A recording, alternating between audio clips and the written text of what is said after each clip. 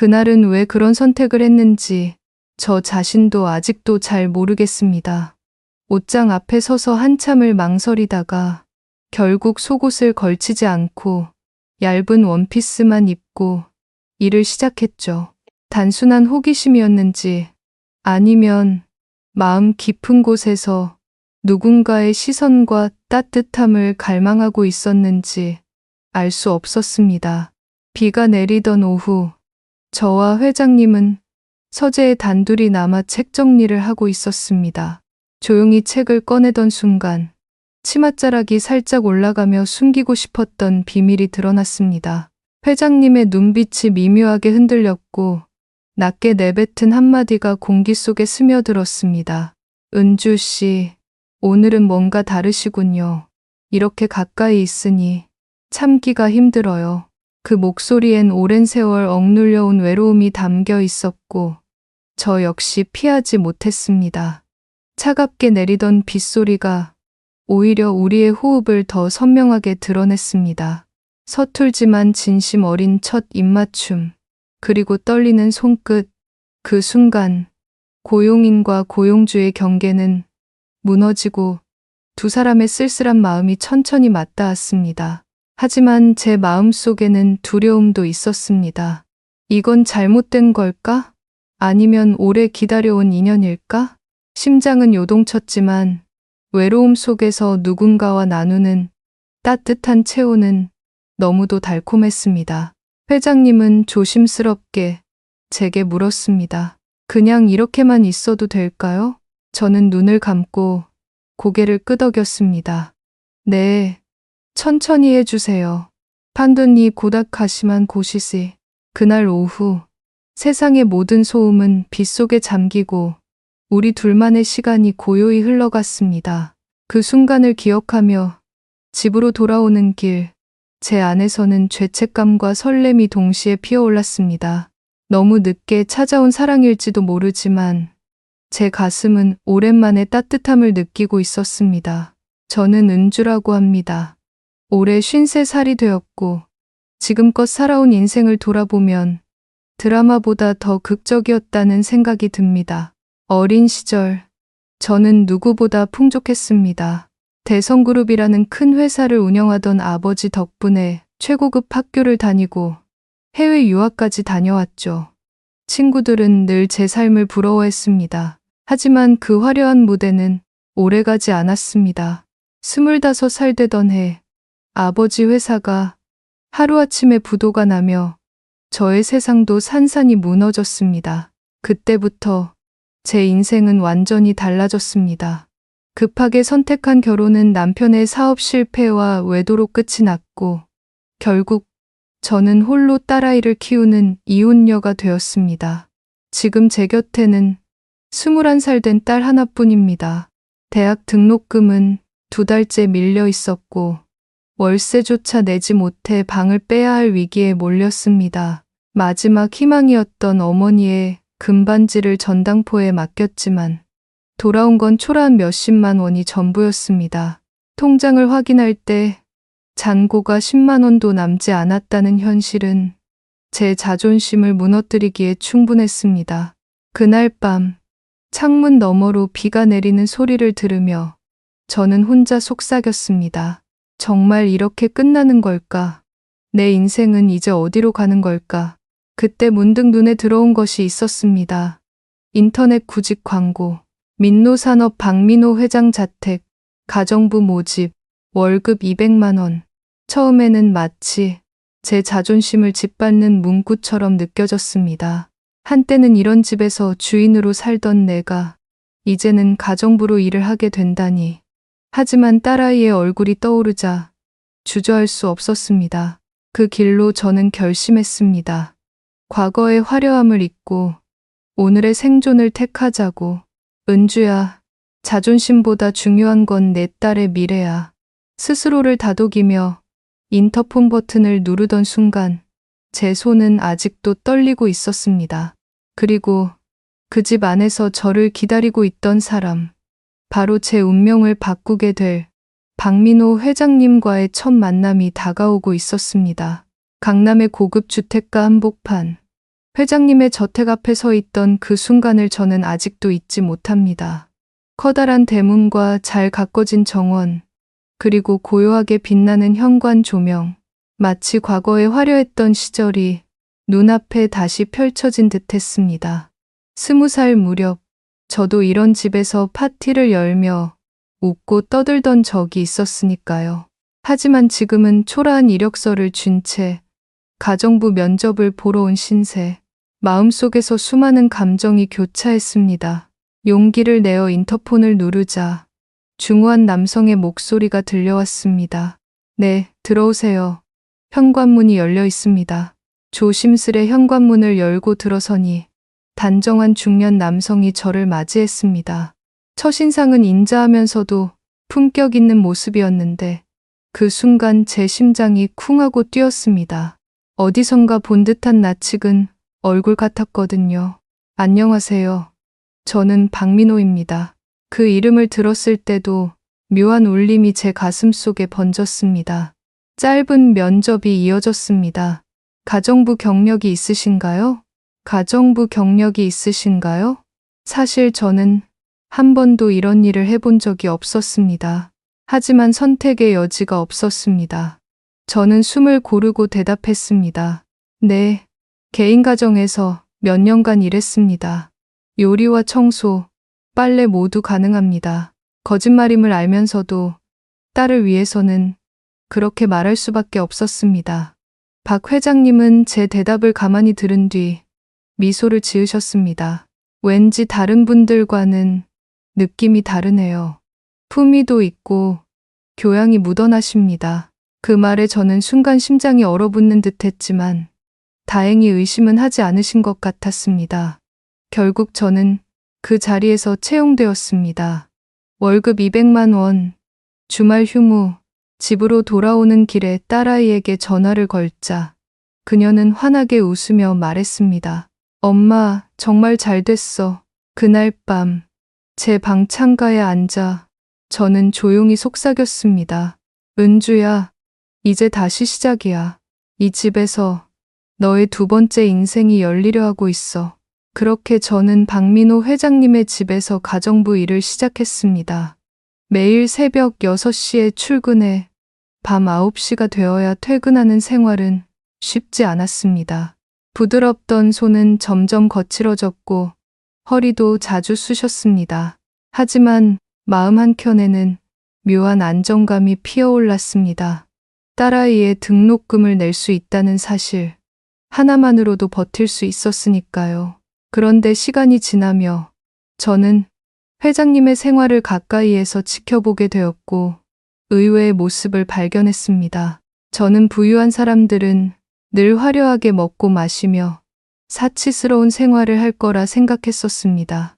하지만 회장님은 달랐습니다.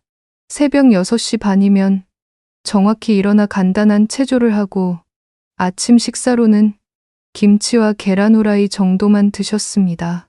서재에는 비싼 장식품 대신 수십 권의 경영서적과 인문학 책들이 빼곡히 꽂혀 있었습니다. 저는 서재를 청소할 때마다 무심코 책 제목들을 훑어보곤 했습니다. 이분은 실력으로 성공하신 분이구나. 존경심이 저절로 생겼습니다. 회장님 역시 저를 유심히 바라보시는 듯 했습니다. 다른 가정부들과는 뭔가 다르다는 눈빛이 종종 느껴졌습니다. 어느 날 저는 큰 실수를 했습니다. 손님용 찻잔을 정리하다 무심코 이렇게 말해버린 겁니다. 이건 영국 웨지우드 제품이네요. 패턴이 참 고급스럽네요. 고네. 순간 회장님의 눈빛이 번쩍이며 제게 고정되었습니다. 어떻게 이런 브랜드를 아세요? 순간 심장이 덜컥 내려앉았습니다. 저는 서둘러 둘러댔습니다. 아, 예전에 TV에서 본 적이 있어서요. 하지만 회장님의 시선은 잠시 제 얼굴에 머물렀고 그 이후 저는 더욱 조심해야겠다고 마음먹었습니다. 그럼에도 불구하고 이상하게 회장님의 모습이 자꾸 제 눈에 들어오기 시작했습니다. 성실함과 겸손함, 그리고 고독이 묻어나는 눈빛. 단순히 고용주가 아니라 한 사람으로서 조금씩 마음을 흔들고 있었습니다. 밤마다 집에 돌아와 거울을 보며 저는 속삭였습니다. 안 돼, 은주야. 너는 가정부일 뿐이야. 선을 넘으면 안 돼. 하지만 그 다짐은 회장님의 따뜻한 미소 앞에서 늘 흔들리곤 했습니다. 가을바람이 서늘해지던 어느 날, 회장님께서 갑자기 몸살 기운으로 소파에 누워 계셨습니다. 얼굴은 붉게 달아올랐고 기침은 멈추지 않았습니다. 평소라면 괜찮다며 대수롭지 않게 넘기셨겠지만 그 모습이 너무 안쓰러워 저는 도저히 그냥 둘 수 없었습니다. 회장님, 병원에 가셔야 하는 거 아니세요? 괜찮습니다. 단순한 감기예요. 손을 내저으시는 모습은 의연했지만 그 속에 묻어나는 쓸쓸함은 숨길 수 없었습니다.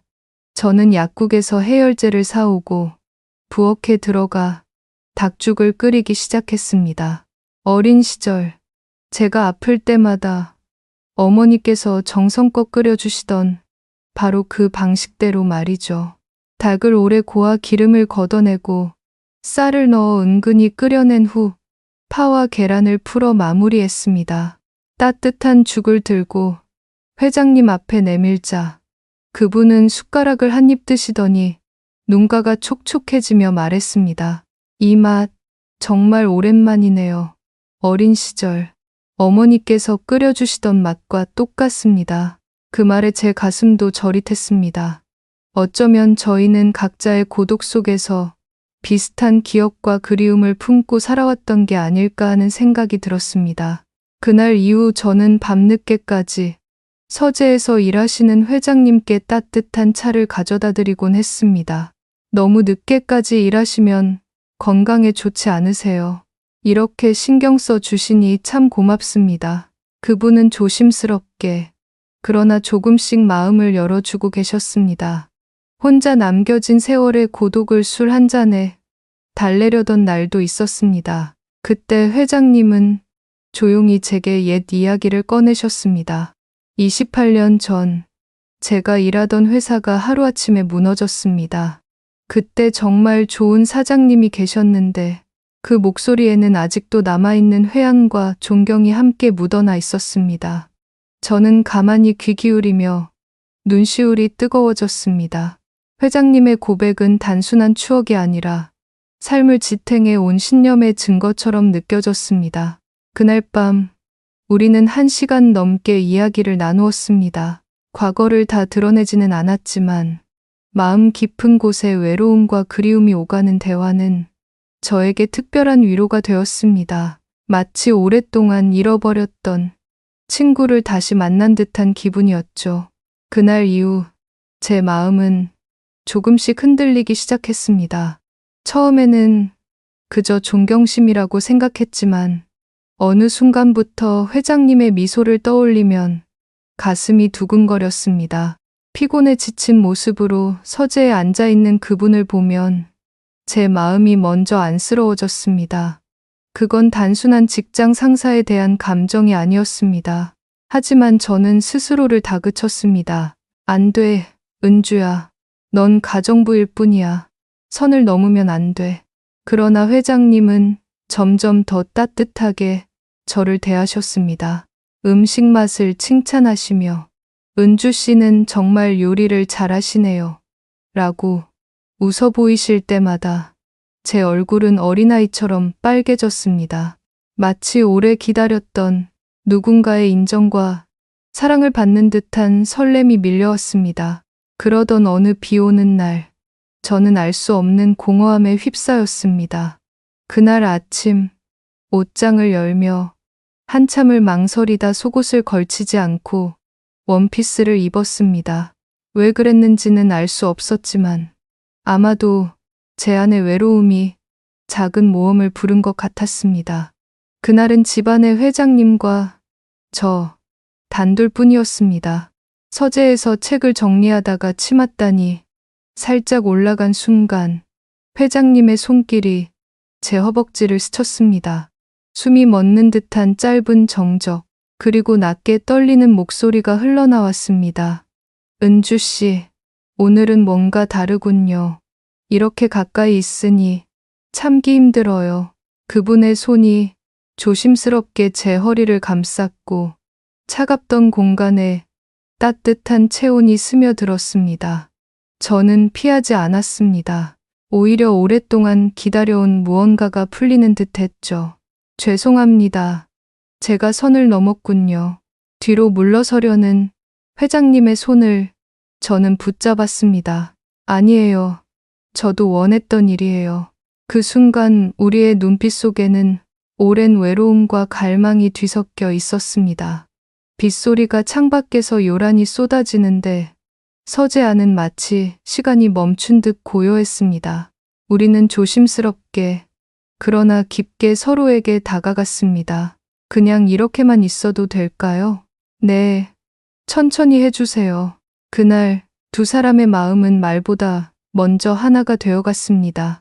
그날 이후 저와 회장님의 관계는 겉으로는 변함이 없었습니다.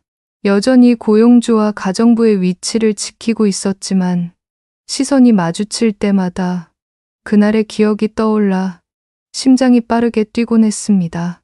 회장님 역시 비슷한 눈빛을 보내고 계셨습니다. 말로는 하지 않았지만 서로의 마음이 이미 선을 넘어 있음을 느낄 수 있었습니다. 어느 날 저녁, 회장님이 평소보다 일찍 귀가하셨습니다. 거실에 앉아 조용히 저를 바라보시더니 조심스럽게 말을 꺼내셨습니다. 은주 씨와 이야기를 하고 싶습니다. 단대를 가을거미 차를 내오자마자 회장님은 잠시 머뭇거리다가 물으셨습니다. 혹시 우리 예전에 어디서 만난 적 있나요? 자꾸 어디서 본 것 같은 기분이 들어서요. 순간 심장이 철렁 내려앉았습니다. 저는 애써 웃으며 시선을 피했습니다. 아니에요. 아마 그냥 비슷한 인상을 가진 사람이 있었을 거예요. 하지만 그날 이후로 회장님의 눈빛은 더욱 깊어졌습니다. 마치 무언가를 기억해 내려는 듯 저의 표정과 말투를 유심히 살피셨습니다. 저 역시 이상한 낯섦과 익숙함이 뒤섞인 기분에 사로잡혔습니다. 회장님의 말투, 고개를 숙이며 생각에 잠기는 습관, 그리고 눈을 감고 긴 한숨을 내쉬는 모습까지 어디선가 자주 보아온 듯한 친숙함이 있었습니다. 저는 방에 돌아와 혼잣말을 했습니다. 혹시 정말 아버지의 회사에서 뵀던 그분일까? 하지만 그럴 리가 없잖아. 그때의 기억이 흐릿하게 떠올랐습니다. 아버지가 회사를 운영하던 시절, 묵묵히 일하던 성실한 직원 한 사람, 늘 뒤에서 조용히 기록을 정리하던 그 모습. 하지만 그것이 단순한 착각인지 아니면 운명적인 재회의 시작인지는 확신할 수 없었습니다. 그날 밤 빗소리를 들으며 저는 쉽게 잠들지 못했습니다. 가슴 깊은 곳에서 뭔가 오래된 퍼즐 조각이 맞춰지려는 듯한 설명할 수 없는 떨림이 계속 이어졌습니다. 며칠 후 회장님과의 대화 속에서 뜻밖의 단어가 제 귓가에 밝혔습니다. 대성그룹 회장님은 정말 훌륭한 분이셨어요. 직원들을 가족처럼 아끼셨죠. 그 순간 제 심장이 미세하게 흔들렸습니다. 대성그룹, 그것은 바로 제 아버지의 회사 이름이었습니다. 회장님의 입에서 그 단어가 흘러나왔을 때 마치 오래 닫혀있던 기억의 문이 벌컥 열리는 듯 했습니다. 하지만 저는 애써 아무렇지 않은 듯 미소 지었습니다. 혹시 그냥 우연일까? 스스로를 설득했지만 마음 한켠에 묵직한 파동이 일렁였습니다. 그날 이후 회장님의 질문은 점점 더 세심해졌습니다. 은주 씨, 고향은 어디세요? 학창 시절은 어떠셨나요? 단순한 대화 같았지만 그 안에 담긴 시선은 저를 꿰뚫어 보는 듯했습니다. 저 역시 회장님을 바라볼 때마다 묘한 친근감을 느꼈습니다. 가끔 피곤할 때 눈을 감고 깊게 숨을 내쉬는 습관, 말끝을 낮추며 잠시 뜸을 들이는 어투, 이 모든 것이 제 어린 시절의 기억 속 그분과 겹쳐지고 있었습니다. 그러나 저는 끝내 말을 꺼내지 못했습니다. 만약 이분이 정말 아버지의 옛 직원이라면, 만약 제 정체를 알게 된다면 그 순간 모든 것이 무너질까 두려웠습니다. 저는 지금 겨우 다시 시작한 삶을 지키고 싶었습니다. 하지만 운명은 오래 숨겨둘 수 없었습니다. 어느 토요일, 회장님은 대학 동창 모임에서 돌아오시자마자 제게 다급히 말을 꺼내셨습니다. 은주 씨, 오늘 친구에게서 놀라운 이야기를 들었습니다. 대성그룹 회장님의 따님이 요즘 많이 힘들게 지내신다더군요. 혹시 은주 씨 아버님 성함이 어떻게 되시나요? 그 질문 앞에서 저는 더 이상 숨을 수 없었습니다. 제 눈빛 속 두려움과 떨림을 읽은 회장님은 이미 모든 것을 알고 계신 듯 보였습니다. 회장님도 저를 알아보셨군요. 그 순간 28년이라는 시간이 한꺼번에 무너져 내려 우리 사이에 서 있었습니다. 과거의 주인과 직원, 그리고 지금은 서로의 외로움에 기댄 두 사람. 우리는 너무도 아이러니한 운명 앞에 서 있었습니다. 역시 그렇군요. 회장님의 목소리는 떨리면서도 깊었습니다. 그 눈빛 속에는 놀라움과 안타까움, 그리고 설명할 수 없는 미묘한 감정들이 교차하고 있었습니다. 저도 더 이상 숨길 수 없었습니다. 네, 저는 대성그룹 이 회장의 딸 이은주입니다. 그리고 회장님이 바로 아버지의 회사에서 성실히 일하시던 박민호 씨 맞으시죠? 회장님은 천천히 고개를 끄덕였습니다. 28년 전, 그때는 정말 상상도 못했습니다. 이렇게 다시 만나게 될 줄은. 순간 우리 사이에 길고 묵직한 침묵이 흘렀습니다. 과거의 주인과 직원, 지금은 가정부와 고용주라는 역전된 현실. 그 아이러니 앞에서 쉽게 말을 잇지 못했습니다. 하지만 시간이 흐르자 회장님이 조용히 말을 이어갔습니다. 은주 씨, 많이 힘드셨겠군요. 그 말에 제 눈가에 눈물이 차올랐습니다. 하루아침에 모든 걸 잃고 오랫동안 버티며 살아왔어요. 결혼도 실패하고 홀로 딸을 키우며 정말 끝없는 터널 같았죠. 회장님은 제 이야기를 묵묵히 들으셨습니다. 눈빛 속엔 진심 어린 연민과 죄책감이 묻어 있었습니다. 그 시절 저는 옆에서 지켜봤습니다. 아버님이 직원들 한 명 한 명에게 사과하시던 모습, 아직도 잊을 수 없습니다. 정말 인격자이셨죠. 그런데 저는 아무 도움도 드리지 못했습니다. 늘 마음에 남아 있었어요. 그 순간 제 안에 오랫동안 눌러두었던 응어리가 터져 나왔습니다. 아버지의 몰락, 가족의 해체, 그리고 저를 둘러싼 세상의 시선들. 저는 회장님 앞에서 처음으로 모든 걸 털어놓을 수 있었습니다. 이야기를 나누던 밤, 우리는 서로의 지난 세월을 껴안 듯 길게 침묵했습니다. 28년이라는 세월이 우리 사이를 갈라놓았지만 동시에 다시 이어준 것 같았습니다. 그러나 기쁨과 함께 두려움도 커졌습니다. 이제 어떻게 해야 할까? 과거가 드러난 지금, 우리 관계는 어디로 흘러가게 될까? 제 마음속에 묵직한 질문이 떠오르며 새로운 시련의 그림자가 드리워지고 있음을 예감했습니다. 과거의 진실이 드러난 후 우리 사이에는 묘한 긴장과 어색함이 흘렀습니다. 서로에 대한 마음은 이미 깊어졌지만 주인과 직원이었던 과거가 자꾸만 발목을 잡았습니다. 회장님은 저를 바라보며 단호하게 말씀하셨습니다. 은주 씨, 이제는 존댓말을 하지 않아도 됩니다. 예전처럼 자연스럽게 대해주세요. 하지만 저는 고개를 저었습니다. 아니에요. 지금은 회장님이 제 고용주세요. 저는 그저 이 집의 가정부일 뿐입니다.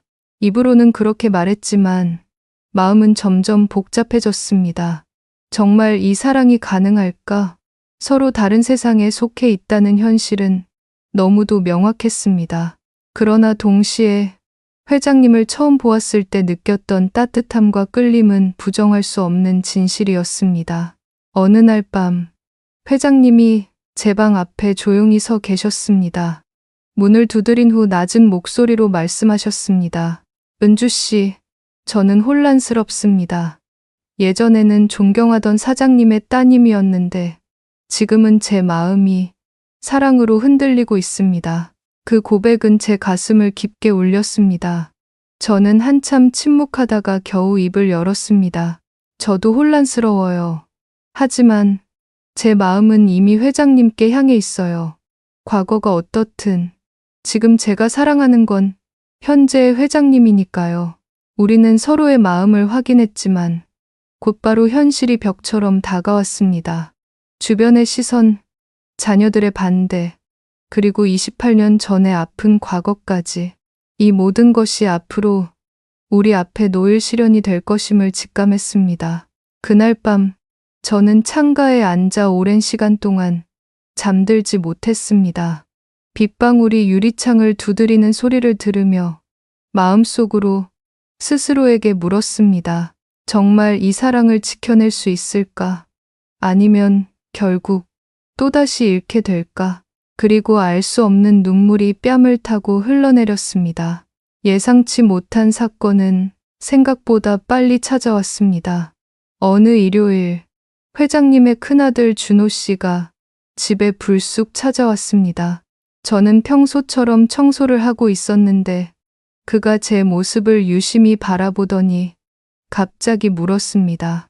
아버지, 이분 이름이 뭐라고 하셨죠? 이은주 씨야. 왜 그러니? 그 순간 준호 씨의 표정이 굳어졌습니다. 혹시 대성그룹 이 회장님의 따님 아니십니까?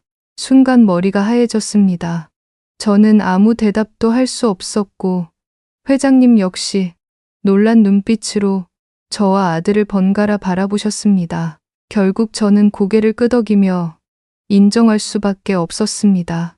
아버지, 이게 도대체 무슨 일이에요? 가정부가 대성그룹 회장 딸이라고요? 게다가 두 분 사이에 뭔가 있으신 건 아니겠죠? 분노에 찬 준호 씨의 목소리가 거실을 가득 메웠습니다. 저는 더 이상 그 자리에 있을 수 없었습니다. 죄송합니다. 제가 물러나겠습니다. 눈물이 차올라 고개를 숙인 채 문을 나서려는 순간 회장님이 다급히 제 손을 붙잡으셨습니다. 은주 씨, 잠깐만요. 하지만 저는 결국 집을 나와버렸습니다. 내가 여기 더 있으면 회장님만 곤란해질 거야. 버스 창가에 앉아 흘러내리는 눈물을 막을 길이 없었습니다. 예감은 늘 맞아떨어졌습니다. 언젠가 이날이 올 거라고 생각했지만 막상 현실이 되니 가슴이 찢어지는 듯 했습니다. 며칠 뒤, 더 큰 파도가 몰려왔습니다. 회장님의 둘째 딸 지은 씨까지 이 사실을 알게 된 것입니다. 그녀는 차갑게 말했습니다. 아버지 정말 실망이에요. 몰락한 재벌가의 딸이 아버지에게 매달리는 것뿐이잖아요. 그 말은 제 가슴을 깊게 파고들었습니다. 억울했지만 그들의 두려움과 분노를 이해하지 못할 수도 없었습니다. 그들에게 저는 단순히 아버지의 행복을 흔드는 존재였으니까요. 그날 밤 저는 거울 앞에서 속삭였습니다. 은주야, 이제 그만해야 할까? 사랑은 마음만으로는 지켜지지 않는 걸까? 그러나 동시에 회장님의 따뜻한 눈빛이 떠올라 제 마음을 붙잡았습니다. 주변의 반대는 점점 거세졌습니다. 회장님의 지인들 사이에서도 소문이 퍼져나갔습니다. 대성그룹 몰락한 딸이 옛 직원에게 매달린다더라. 자존심도 없는 건가? 이런 수군거림은 제 마음을 무너뜨렸습니다. 마치 세상이 모두 등을 돌린 듯한 기분이었습니다. 저는 거울 앞에 서서 스스로에게 물었습니다.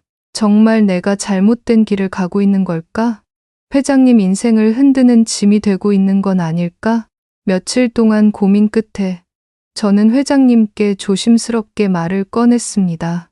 회장님, 제가 그만두는 게 나을 것 같아요. 더 이상은 회장님께 짐이 되고 싶지 않아요. 다시 공든정 회장님의 눈빛이 순간 크게 흔들렸습니다. 갑자기 왜 그런 말을 합니까? 은주 씨 때문에 힘든 게 아니라 오히려 당신 덕분에 제가 살아있다는 걸 느낍니다. 그 따뜻한 말에도 제 마음은 쉽게 흔들리지 않았습니다. 아니에요. 회장님은 저 같은 사람 때문에 자녀분들과 갈등을 겪고 계시잖아요. 저는 괜찮아요. 그냥 이쯤에서 멈추는 게 맞는 것 같아요. 그날 밤, 저는 작은 편지를 쓰기 시작했습니다. 그동안 감사했습니다. 하지만 저는 떠나야 할 것 같습니다. 떨리는 손으로 글자를 적어 내려가는 동안 눈물이 종이에 번져 맺혔습니다. 그런데 편지를 서랍에 넣으려는 순간 방문을 두드리는 소리가 들렸습니다. 은주 씨, 잠시 나와 이야기해요. 문을 열자 회장님은 단호한 표정으로 서 계셨습니다.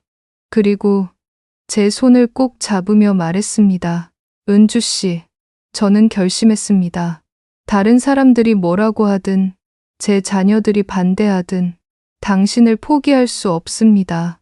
그 순간 제 눈에서도 눈물이 흘러내렸습니다. 하지만 회장님, 현실이 뭐가 중요합니까?